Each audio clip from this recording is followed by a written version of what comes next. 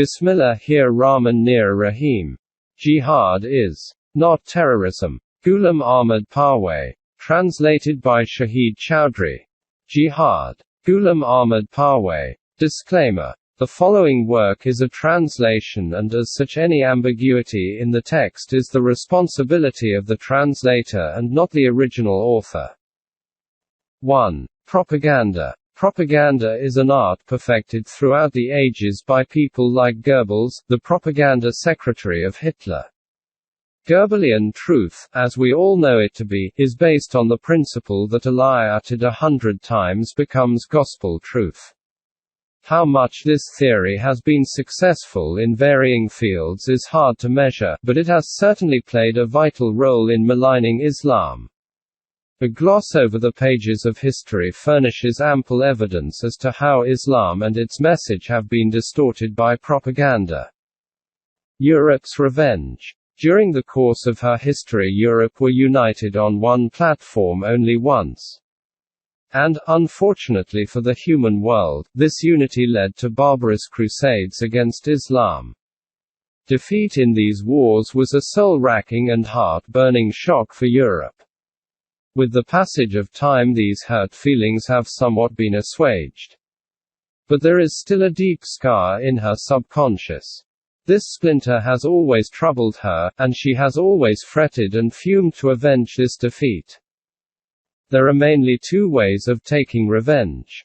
One is to tread the path of Genghis and Halegu and thereby spill blood on the pages of history. But this style from the Dark Ages is considered out of fashion these days. During the days of Genghis, man had not as yet learned the art of diplomacy. He did not know to sugar-coat his malicious intentions. He did not know to hide his sharpened nails in soft paws. He did not know how to cover his acts of tyranny and oppression with the silken veil of welfare and development. Whatever he did openly, declared his intentions and then acted. But man has changed. He has progressed in intellect and wisdom, and in knowledge and vision. As such, today, an open mitigation of his lust for blood would amount to stupidity. Now the most successful person is he who exploits others without letting them know that they have been taken for a ride. He snatches the essential resources of life in such a subtle manner that nobody suspects him to be a robber. In the guise of mentor and reformer, he may destroy an entire community while the victims remain unaware as to what is happening to them. Oppression and destruction committed by the people of the age of ignorance was like a whirlwind that comes with grating roar, tremulous cadence, and whose uproar and tumult even the blind can see and the deaf can hear. But the moves of a deceitful person, in the present age of intellect and reason, are like a calm river in which there is neither uproar nor agitation of waves. It is a river that remains as silent as a church with neither commotion nor buffeting of waves. But deep under its surface lurk dragons and alligators ready to pounce upon and engulf entire communities, while eyes do not see them and ears do not hear them. This serene and subtle method of obliteration and squandering is propaganda. Propaganda is an invisible fire. It quietly reduces all conviction and sagacity to ashes with no smoke so as to warn of the imminent danger. Propaganda is a silent and organized conspiracy which slowly but gradually, without noise or tumult, changes the nature and character of things in such a manner that one without realizing loses one's capacity to differentiate between beneficial and harmful, between good and bad, and between virtuous and evil. As a result, the conspirators become so powerful that they can make one accept what they like and that too in the manner they like. Thus propaganda becomes a trick of such manipulators as Samiri, the biblical character, who successfully persuaded Israelites to revert to idol calf worship in the absence of Moses. Owing to this, individuals as well as nations become worse than cattle. The Quran states, "They have hearts wherewith they understand not, they have eyes wherewith they see not, they have ears wherewith they hear not." i.e., despite having their own faculties of thinking, seeing and hearing, they look up to others for guidance. As such, they are not human beings. They are as the cattle, nay, but they are worse. 179. The picture of Islam. Capitalist Europe used this trick of Samiri in order to avenge her defeat at the hands of Islam. She used the propaganda weapon in such an organized but quiet manner that Islam appeared to the world what it definitely is not. With the help of the pen and a rumor-mongering campaign so dreadful, a picture of Islam has been drawn that even Muslims themselves will shiver to the core if they happen to see it. Consequently, today, wherever in the civilized and cultured world Islam is mentioned, blood-stained scenes of murder and plunder, death and destruction, oppression and tyranny, injustice and despotism appear one by one as if one is watching a motion picture. Gangs of savage and bloodthirsty wild folks, spears and swords in hand, are coming from all sides like floods of misfortune. Who are these barbarous people? Are they jinn, horrible demons, or giants? Amidst slogans of Allahu Akbar, they are spitting venom and shedding blood. Is this divine wrath? This rage of fury is destroying culture and civilization, fairness and justice, continence and chastity, religion and faith. Besides, one by one they are uprooting flowers, fruits and shadowy trees. Whatever knowledge and talent thousands of years of human effort and inquiry has earned is being wiped off like chaff and rubbish. Prayers of the oppressed, crying and weeping of orphans, lamentations and plaints of widows are not eliciting a divine response. O God of this dreadful community!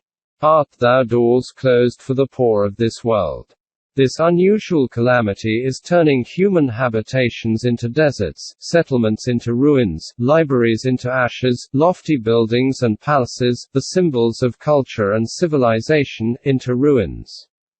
Heaps of broken crosses, truckloads of sacred beads, deserted temples and demolished churches can be seen everywhere. No one is at peace or safe. Neither a Brahmin nor a Christian monk, neither women nor children. Some have been killed, others have been taken captive and are being whipped by barbarous sheikhs so as to force them to the slave market and thereby sell respectable human beings for a princely sum. Ideology of peace and security. Such is the picture of Islam that has been drawn with the weapon of propaganda. And these self-styled painters of hate have deliberately ignored the fact that the fundamental teaching of Islam leads man to the path of peace. O people of the book, there has come to you from Allah the light of truth, and a perspicuous book which is unambiguous in its teachings, and through this book Allah will open ways of peace and security for those who lead their lives in accordance with the divine laws. Opening parenthesis. 5:15-16. The Book of Allah leads humanity to the door of peace and safety. For them, who took the straight path ordained by Allah, is an abode of peace with their sustainer, and he is their protecting friend because of what good acts they do. 128. It is the same abode of peace and security, to which Allah invites them. And Allah calls to an abode where everything is safe and protected. And whoever desires success, Allah guides him to the straight path. 10:25. In that abode the objective of all ideas and deeds and endeavor and inquiry is a paradise of safety. And doubtlessly, people who lead their lives according to the divine laws will enjoy the bliss of gardens and water springs. And it would be said to them, enter these gardens in peace and security. 15:45-46. Against disorder. One of the attributes of Allah, who revealed Islam, is al-Momin, which means one who guarantees universal peace. Another attribute of Allah is as-Salam, which means peace. In fact, the word Islam itself means peace. And its followers are called Momin, i.e., people responsible for establishing peace. Thus a Muslim is one who follows in totality the eternal laws of Allah as enshrined in the Holy Quran so as to establish peace and prosperity not only for himself but also for the whole of humankind. We have seen that the fundamental message of Islam is peace and security. Therefore, it declares that those who indulge in corruption, disorder and breaches of peace deserve divine wrath.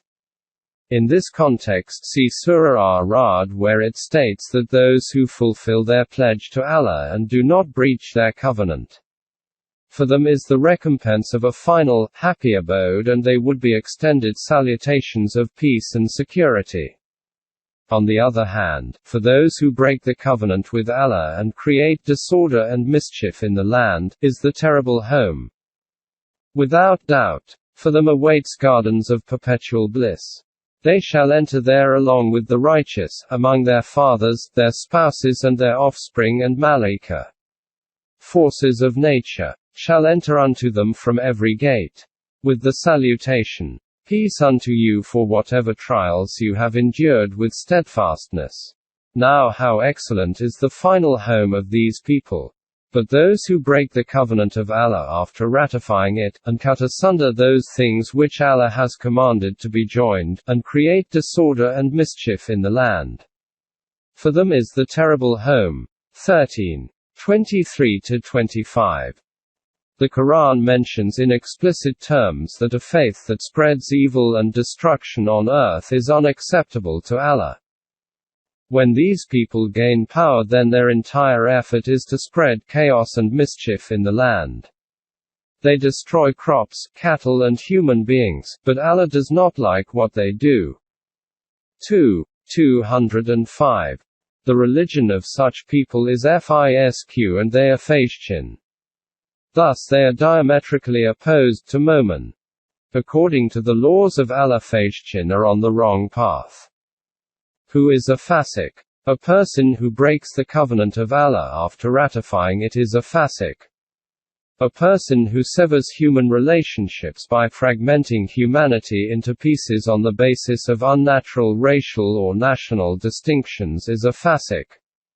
A person who creates disorder and mischief in the land is a fasiq. They do not live within the limits prescribed by the divine laws.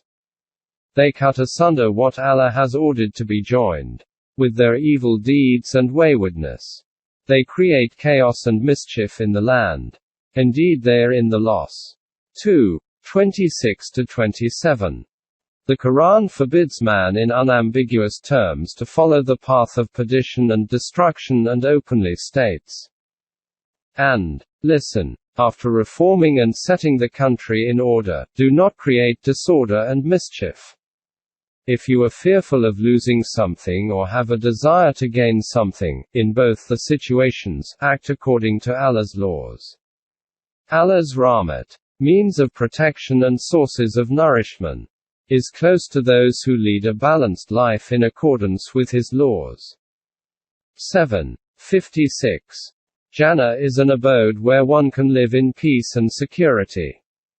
As such, the doors of this eternal home are not open to those who adopt the path of waywardness and transgression and thereby create chaos and disorder on earth. The Quran, without mincing words, states, "As for the abode of the hereafter, we assign it unto those who intend not high-handedness, seek not oppression or corruption and mischief on earth. The sequel is for those who ward off evil and establish peace on earth as per divine laws." 28:83. The Quran narrates stories of nations dead and communities gone by. Why? The answer is simple. We must learn from history that creating disorder and mischief on earth is a crime against humanity and it results in destruction and obliteration. The biggest charge that the Quran levels against the Pharaoh and his people is that they were evildoers, for they divided people into sections and instigated one section to oppress the other. 28:4 and 28:14. The Pharaoh was an emblem of tyranny and oppression. His compatriot Korah of the Bible was an embodiment of capitalism. Along with politics of tyranny, capitalism creates disorder and chaos on earth.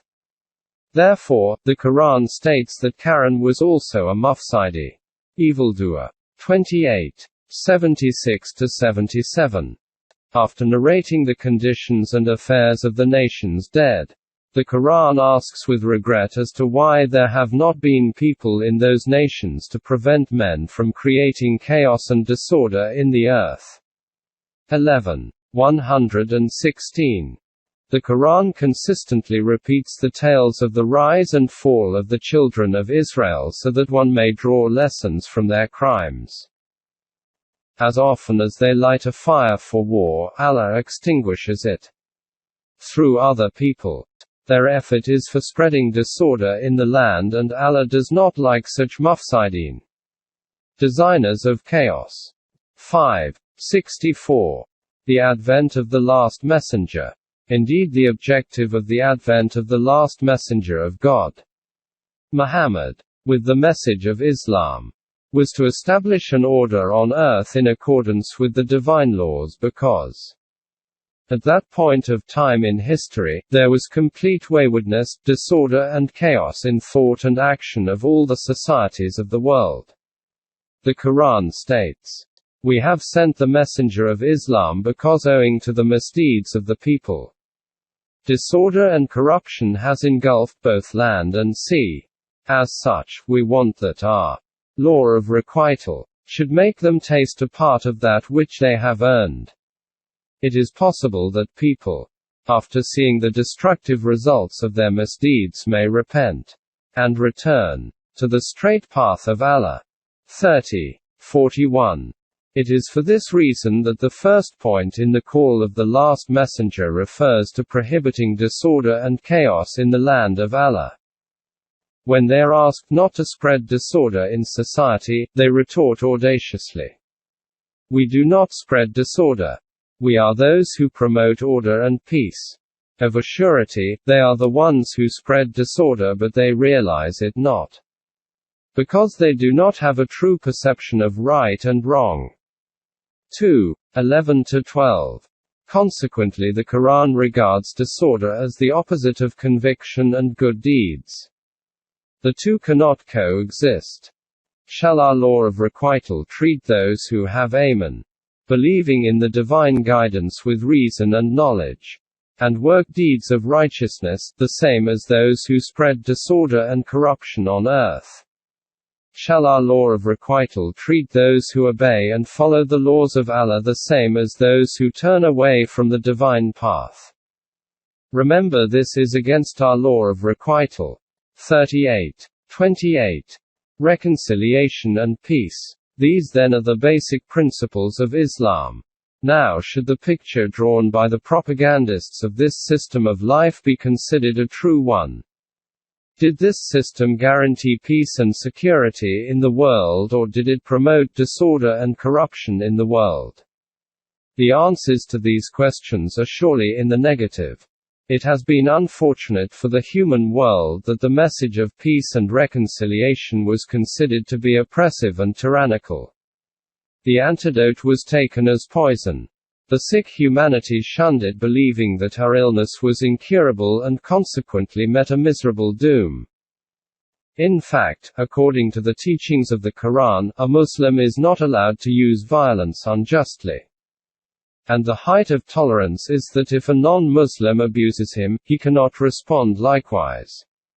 For instance, if a follower of another religion uses derogatory words against the respected last messenger, a Muslim must not pay back in the same coin. The reason? The Quran states that to every nation was sent a messenger, and a Muslim has to believe in all of them whether the names and details are mentioned in the last revealed book or not. Therefore, a Muslim has to be cautious. Chances are that the founder of the religion to which that non-Muslim belongs might be a genuine, respected messenger of Allah.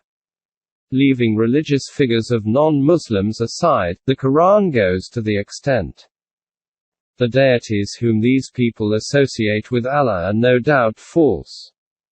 This does not mean, however, that you may revile them.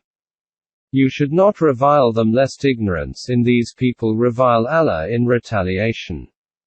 They adhere to their beliefs because they seem fair to them. The nature of the deeds will become clear to them on the day of reckoning. 109. Equity and justice. Not only are the feelings of others to be respected but also they are to be dealt with in equity and justice. In fact, there is unparalleled emphasis on equity and justice in the Quran. It repeatedly asks to judge justly. O Muslims! Allah orders you that you restore deposits to their owners, and, if you judge between people, that you judge justly. 4:58. And again. O Muslims! Allah orders you to do justice to all, in all matters, and, apart from this, make good the deficiencies of others. 16:90. Truthful testimony. Justice is based on evidence and testimony. In this context, the teaching of the Quran is, O Muslims! If you are called upon to testify, do not appear as a witness on behalf of either party, but for Allah. Be truthful in testifying even though it may be against your own selves or your parents and kinfolks, whether the party concerned is rich or poor. Allah safeguards the interests of both the parties. Do not follow your own inclinations lest you should swerve from justice. Do not foist your statements nor show aversion to appearing as a witness. Allah is well aware of what you do. 4:135. Aiding a culprit, the greatest offense. According to the Quran, the greatest offense is to help a culprit. In context of the story of Hazrat Musa, Moses, it is stated, Musa said, O my sustainer, for as much as you have favored me, I will never more be supporter of the guilty. 28:17. Justice to enemy. With regards to justice, the Quran establishes a very sublime concept. To deal justly with friends is a common human conduct. To be just to strangers is also understandable. But, take a community who is in open enmity with you and is always working to harm you. It does not leave any stone unturned to destroy you. Now this community, or one of its members, comes to you seeking justice. What will you do if the evidence in the case points against your own community or its members? Will you be just? If you are a Muslim, you have to be just in such a situation also. This is called min azmal umuri. The Quran states, O Muslims! Always stand up for justice in the cause of Allah. Let not the enmity of others towards you deviate you from the path of justice. Always and in all circumstances act justly. This is akin to taqwa. Obeying and following the divine laws. Remember Allah is aware of all that you do. 5:8. The maxim, love thy enemy, is mere romantic poetry. It is impossible for a person to love his enemy. It runs against human nature. But justice to the enemy is possible. And all those who are aware of the divine laws know that in order to turn this possibility into a reality you need large-heartedness, magnanimity, courage, strength and sublime character. The Quran helps you to develop these qualities. Deal justly with your enemy is a teaching that is hard to find in any code of law apart from the Quran. Despite these teachings of Islam, it is portrayed as a religion of oppression and tyranny. Is it fair and just to do so? No. It is a deliberate act of ignoring truth and justice. Unjust killing. The Quran has introduced the world to the inspiring principle of oneness of God and respect of humanity. This shows that in Islam human life is of immense value. And to kill a person is a grave offense under its constitution.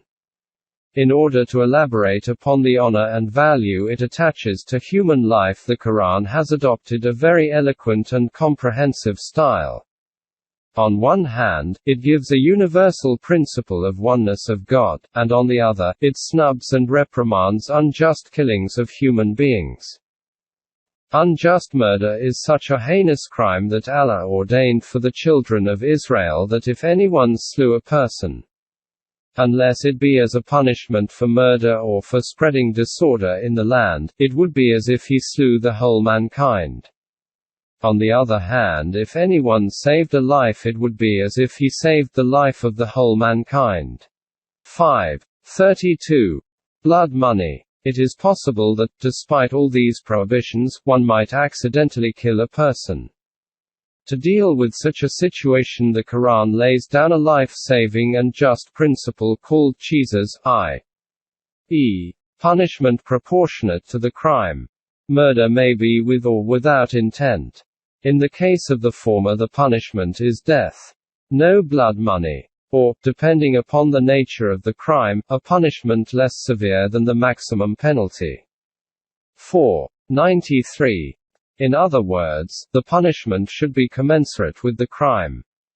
42:40:17:33. If the heirs of a victim voluntarily, or out of goodwill, wish to forego the blood money, or a part thereof, they have the right to do so. 17:33. In such a situation, it is necessary that the culprit carry out the terms of the agreement faithfully and with good grace. If he violates the agreement, he should be punished severely. Robbery and looting.